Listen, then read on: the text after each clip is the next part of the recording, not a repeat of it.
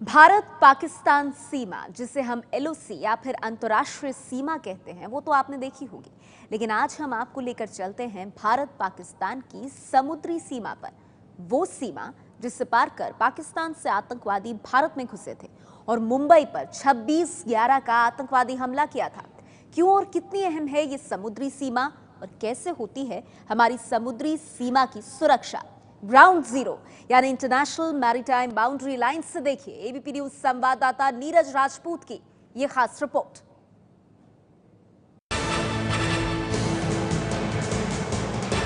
भारतीय तटरक्षक यानी कोस्ट गार्ड की ये वो बोट है जो जमीन और पानी दोनों जगहों पर चल सकती है।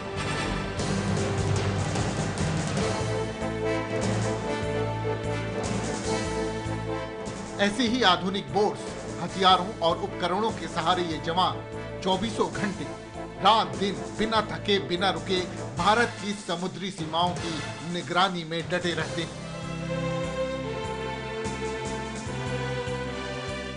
Bharat Pakistan international maritime boundary line यानी IMBL पर पहली बार एबीपी न्यूज आपको दिखाने जा रहा है वो समुद्री सीमा जहां से मुंबई पर हुए 26/11 के आतंकवादी हमले के गुनाहगार अजमल आमिर कसाब अपने साथियों के साथ भारत में दाखिल हुआ था।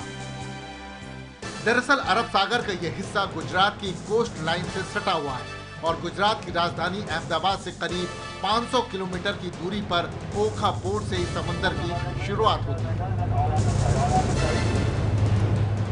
भारत और पाकिस्तान के बीच अंतर्राष्ट्रीय समुद्री सीमा रेखा यानी IMBL गुजरात के इस ओखा बंदरगाह से 90 नॉटिकल मील यानी करीब 160 किलोमीटर की दूरी पर।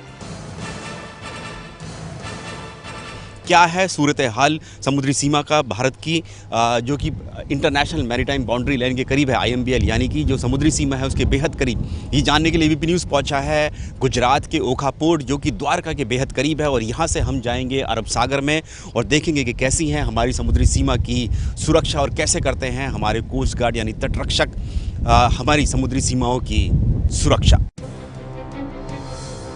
एबीपी न्यूज की टीम ओखा पोर्ट पर बने कोस्ट गार्ड स्टेशन से कोस्ट गार्ड की एक इंटरसेप्टर बोट यानी एक जहाज पर सवार होकर अरब सागर के बीचों बीच पहुंची।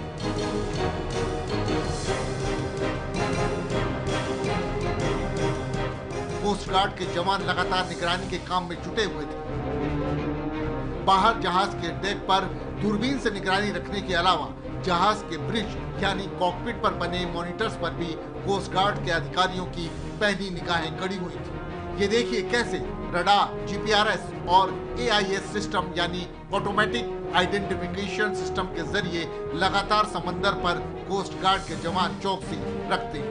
इन उपकरणों के जरिए कौन सी बोट या विदेशी जहाज आसपास से गुजर रहा है इसका पता भी इन कोस्ट गार्ड को फौरन ही चल जाता है।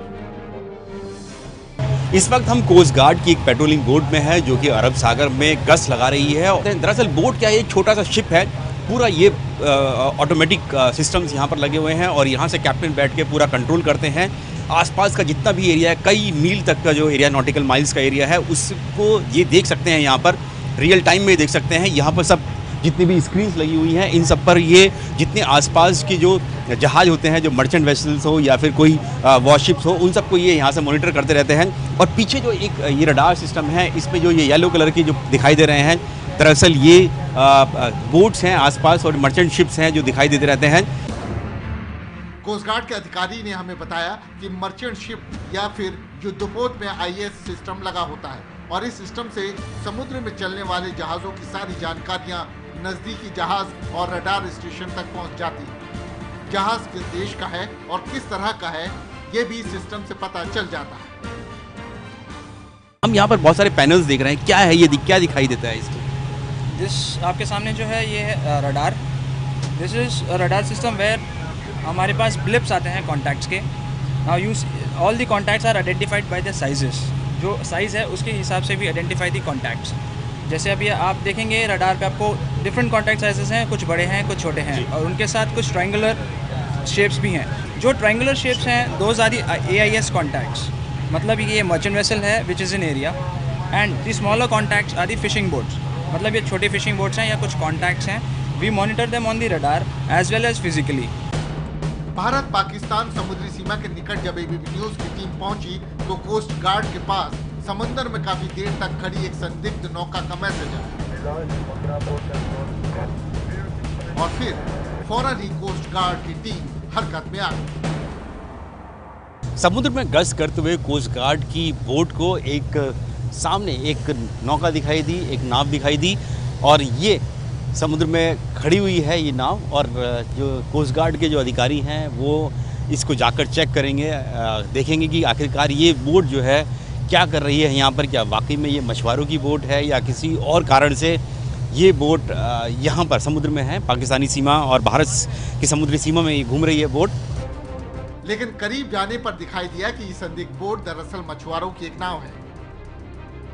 इसी बीच मछुआरों ने बोट से एक के बाद एक फ्लेयर स्मोक हवा में छोड़ दिए, यानी मछुआरे किसी मुसीबत में हैं और मदद की गुहार लगा रहे हैं। जानकारी मिली कि मछुआरों की बोट में एक होल हो गया है और उसमें पानी भर गया है और कभी भी ये बोट डूब सकती है, इसीलिए वो कोस्ट गार्ड से मदद चाहते थे। दरअसल देश के समुद्र और समुद्री सीमाओं की रक्षा करने के साथ साथ कोस्ट गार्ड के लिए सर्च एंड रेस्क्यू करना भी उनकी ड्यूटी चार्टर का एक अहम हिस्सा होता है। जो हमारी ड्यूटीज़ हैं बेसिकली तट की रक्षा करना, उसके बाद में हमने फिशरमैन्स जो भाई हैं हमारे उनकी समुद्र में जो मदद करना जब भी कभी डिस्ट्रेस में रहते हैं, और कोई भी मरीन मर्चेंट वेसल हो या कोई भी हो उनकी हमारे एसएसआर के अंदर जो हमारा जो सर्च एंड रेस्क्यू एरिया है उसके अंदर मदद करना। और जितने भी हमारे ऑफशोर पेट्रोल जो वेसल्स हैं ये सारे समुद्रों में चारों तरफ जो घूमते रहते हैं, ये उनकी जो सुरक्षा देते रहते हैं। पूरी खबर में ब्रेक के बाद आपको दिखाएंगे कैसे कोस्ट गार्ड के जाबाज कमांडो ने गुजरात के एक द्वीप पर किया मिशन इम्पॉसिबल। कोस्ट गार्ड न केवल अपनी फास्ट पेट्रोलिंग बोट्स और जहाज के जरिए समुद्र की निगरानी करते हैं, बल्कि हेलीकॉप्टर के जरिए आसमान से भी हमेशा समंदर पर नजर बनाए रखते हैं। अरब सागर में पाकिस्तानी समुद्री सीमा पर जरा भी कोई संदिग्ध हलचल होते ही कोस्ट गार्ड का पूरा अमला अलर्ट हो जाता है।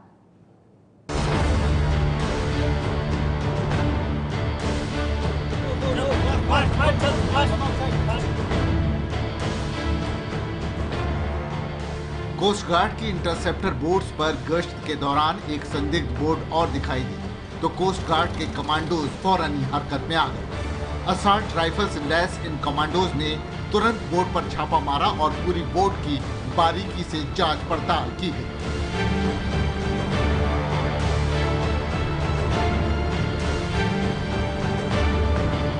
किसी भी बोट को बोर्ड करने के लिए सबसे पहले उस बोट का इवैल्यूएशन किया जाता है। क्या उसके पास कुछ घातक हथियार हो सकता है, क्या उसके पास कुछ स्मगलिंग एंटी ड्रग्स कुछ हो सकता है।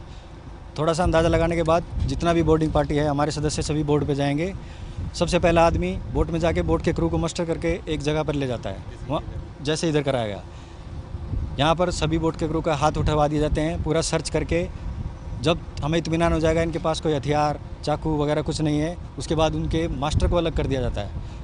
मास्टर से सभी ज़रूरी कागजात की वेरीफाई की जाती है। बोट का लॉग बुक, बोट में कितना आदमी है, कब निकला, कहाँ से आया, कहाँ जाएगा, कितना फिश उसने पकड़ा है, और इनका क्रू कैबिन का पूरा छानबीन किया जाता है।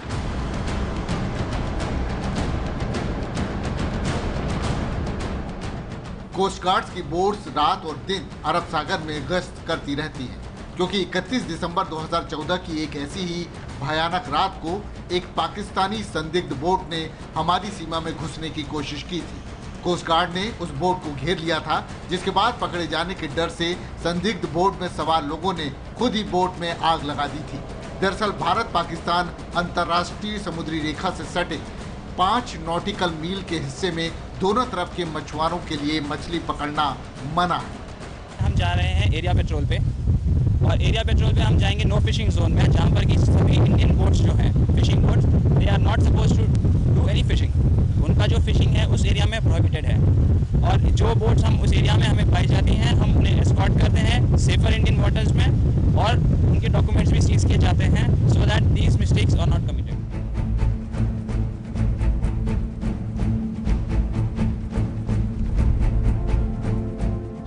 ओखा पोर्ट पर बने कोस्ट गार्ड के इस स्टेशन के अंदर हमेशा चाक चौबंद कोस्ट गार्ड के अधिकारी समुद्री सीमाओं की सुरक्षा में मुस्तैदी से डटे रहते हैं।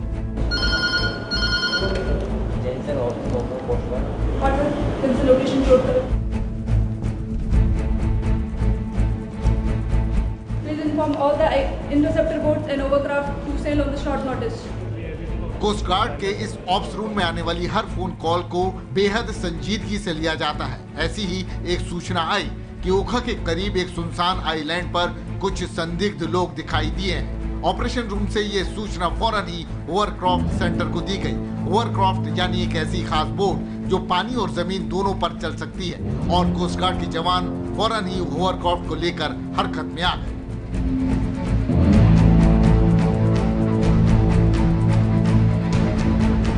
देखिए, शिप्स का अपना लिमिटेशंस है। Ships can operate only when sufficient water is available there. लेकिन होवरक्राफ्ट का क्या है, ये पानी के ऊपर चलता है। तो होवरक्राफ्ट में जहाँ पे सैलो वाटर है या जहाँ पे मर्सी लैंड है, ऐसी सब जगह पे होवरक्राफ्ट यूटिलाइज़ किया जाता है जहाँ पे शिप्स नहीं जा सकते। तो अभी जैसे हम लोग जा रहे हैं, सामने एक आइलैंड दिखाई दे रहा है, तो ये उसके ऊपर चला जाएगा ये? हाँ, जैसे सामने आइलैंड है तो हम लोग वहाँ जाएंगे और वहाँ पे हम बीच करेंगे। मतलब ये ज़मीन पर भी उसी तरह से काम करता है जैसे पानी पर चलता है? बिल्कुल बिल्कुल। आप बीच पे ज़मीन पे बीच कर सकते हो, आप ज़मीन से पानी पे आ सकते हो, पानी से ज़मीन पे जा सकते हो।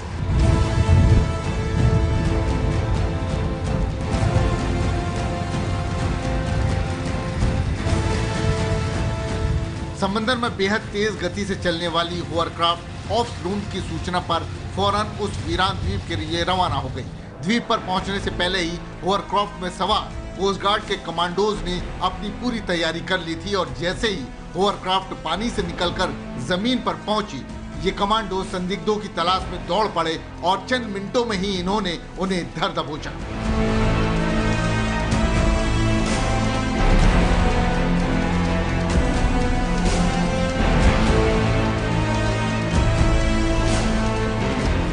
दरअसल कोस्ट गार्ड ने अपने ही अधिकारियों और कमांडोज को टेस्ट करने के लिए ये एक मॉक ड्रिल की थी ताकि जरूरत पड़ने पर भी ये कमांडोज इसी तरह अपने दुश्मन पर टूट पड़े। लेकिन ये इस तरह की जो एक्सरसाइज हैं वो इसलिए बेहद ज़रूरी हो जाती हैं क्योंकि इससे जो कोस्ट गार्ड के जो अधिकारी हैं या कमांडोज हैं उनकी सजगता का पता चलता है और टेस्ट होता है, एक परीक्षण होता है कि किस तरह से अगर इस तरह की अगर असलियत में कोई इस तरह की कोई घटना हो जाती है तो कैसे अपना ऑपरेशन किया जाएगा।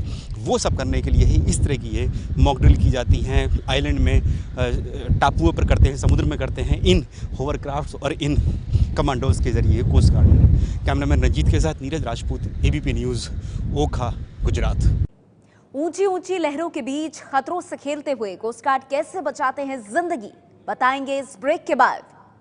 देश के समंदर और समुद्री तटों की सुरक्षा करने के साथ साथ सुनसान पड़े द्वीपों की सुरक्षा भी कोस्ट गार्ड की जिम्मेदारी होती है क्योंकि आतंकियों के साथ साथ स्मगलर्स और पायरेट्स का खतरा भी हमेशा बना रहता है। इसके अलावा मुसीबत में फंसे लोगों को बचाने, मछुआरों की मदद के लिए कोस्ट गार्ड रेस्क्यू ऑपरेशन भी करते हैं।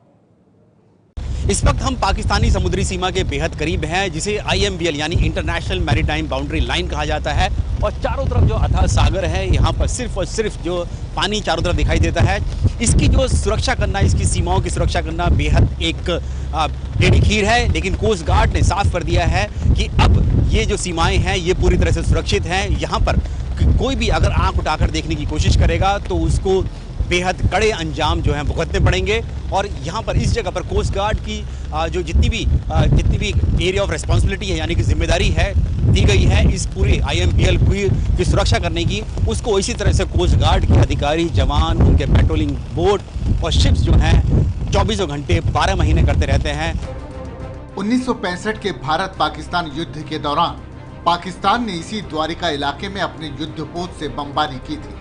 1965 का युद्ध हो या फिर मुंबई के 26/11 का आतंकवादी हमला या फिर भारतीय समुद्री सीमा में पाकिस्तानी संदिग्ध बोट का ऑपरेशन, ऐसी ही घटनाओं की वजह से कोस्ट गार्ड को हमेशा तटों की सुरक्षा में 24 घंटे और 12 महीनों चौकन्ना बने रहना पड़ता है। सैकड़ों हजारों किलोमीटर में फैली हुई समुद्र की जो सीमाएं होती हैं, एरिया होता है, उसकी निगरानी करना बेहद कठिन काम होता है और वो सिर्फ और सिर्फ जो शिप या फिर बोट के जरिए नहीं होता, बल्कि हवाई सर्विलेंस और हवाई निगरानी भी रखनी होती है। इसके लिए कोस्ट गार्ड के पास अपने खुद के जो ये ALS ध्रुव हेलीकॉप्टर्स हैं, डॉर्नियर एयरक्राफ्ट हैं, चेतक हेलीकॉप्टर्स हैं, इनके ज़रिए जो समुद्र की जो सीमाओं की सुरक्षा की जाती है।